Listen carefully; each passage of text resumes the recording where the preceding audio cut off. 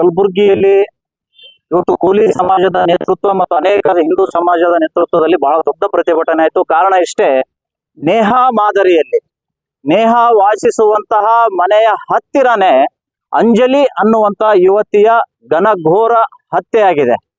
ಮನೆಗೆ ನುಗ್ಗಿ ಚಾಕುವಿನಿಂದ ತಿವಿದು ಆ ಅಮಾಯಕ ಯುವತಿಯನ್ನ ದುಷ್ಟ ಒಬ್ಬ ಬಲಿ ಪಡೆದಿದ್ದಾನೆ.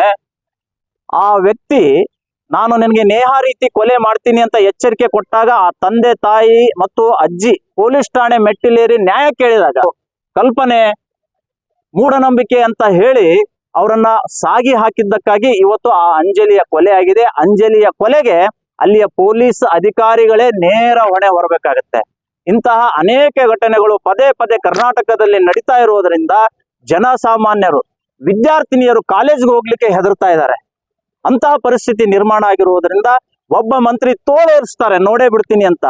ಯಾರ ವಿರುದ್ಧ ತೋಳೇರಿಸ್ಬೇಕು ಅನ್ನುವಂತ ಕನಿಷ್ಠ ಜ್ಞಾನವೂ ಕೂಡ ಇವರಿಗಿಲ್ಲ.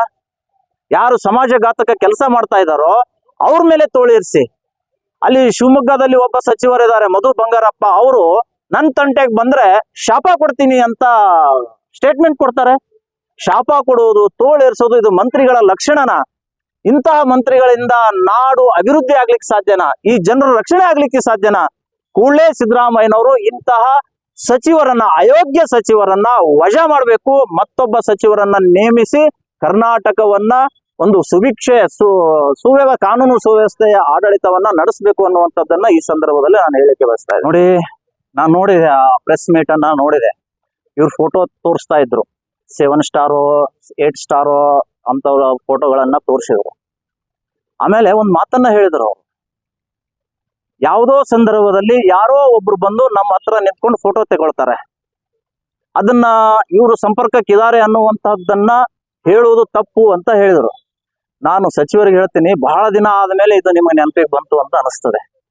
ಬೇರೆಯವರು ನೀವು ಫೋಟೋ ತೋರಿಸ್ಬೇಕಾದ್ರೆ ಸ್ವಾಭಾವಿಕವಾಗಿ ಯಾರೋ ಬಂದು ನಿಂತು ತೆಕ್ಕೊಂಡು ಹೋಗಿರ್ಬೇಕು ಅಂತ ಅವಾಗ ಯಾಕೆ ನಿಮಗೆ ತಿಳಿಲಿಲ್ಲ? ನಿಮ್ಮ ಬುಡಕ್ಕೆ ನೀರು ಬಂದಾಗ ನೀವು ಹೇಳ್ತೀರಿ ಯಾರೋ ಬಂದ್ರು ನಿಂತ್ಕೊಂಡ್ರು ತೆಕ್ಕೊಂಡು ಹೋದ್ರು ಅಂತ ಹೇಳ್ತೀರಿ. ಈ ಫೋಟೋ ತೋರಿಸುವಂತಹ ಸಂಸ್ಕೃತಿ ಕಲಬುರ್ಗಿಯಲ್ಲಿ ಮೊಟ್ಟ ಮೊದಲನೇದಾಗಿ ಜಾರಿ ತಂದವರು ಯಾರು? ಇವರೇ ಅಲ್ಲ. ಆಂದೋಲ ಸ್ವಾಮಿಗಳ ಜೊತೆ ಮಣಿಕಂಠಿದ್ದಾರೆ, ದಿವ್ಯ ಆಗರ್ಗಿ ಇದ್ದಾರೆ. ಹೌದ್ರಿ, ಯಾವುದೋ ಒಂದು ಸಂದರ್ಭದಲ್ಲಿ ಬಂದಿರ್ತಾರೆ, ನಿಂತ್ಕೊಂಡಿರ್ತೀವಿ, ತಕ್ಕೊಂಡಿರ್ತೀವಿ. ಅದು ನಿಮಗ ಅನ್ವಯ ಆಗುತ್ತೆ, ನಮಗ ಅನ್ಯಾಯ ಆಗೋದಿಲ್ವಾ?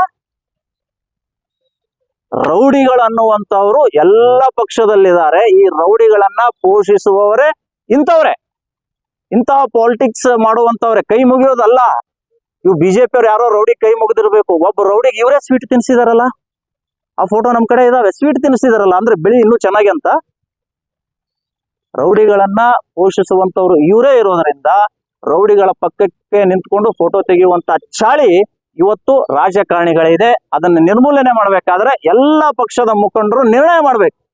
ಸಮಾಜಘಾತುಕಗಳನ್ನ ದೂರ ಇಟ್ಟು ನಾವು ರಾಜಕೀಯ ಮಾಡ್ತೀವಿ ಅನ್ನುವಂತ ಸಂಕಲ್ಪ ಮಾಡಿದರೆ ಮಾತ್ರ ಇವತ್ತು ರೌಡಿ ಮುಕ್ತ ಪ್ರದೇಶ ಆಗ್ಲಿಕ್ಕೆ ಸಾಧ್ಯ ಇದೆ ಅನ್ನುವಂಥದ್ದನ್ನ ನಾನು ಹೇಳ್ತಾ ಇದ್ದೇನೆ. ಬೆಂಕಿ ಹಚ್ಚುವಂತಹ ಕೆಲಸನೂ ಒಳ್ಳೆ ಕೆಲಸನೇ.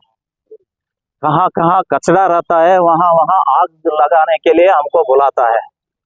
ಕೆಟ್ಟ ಕಸವನ್ನ ಸುಡುವುದಕ್ಕಾಗಿ ನನಗೆ ಕರೀತಾರೆ, ನಾನು ಹೋಗ್ತೇನೆ.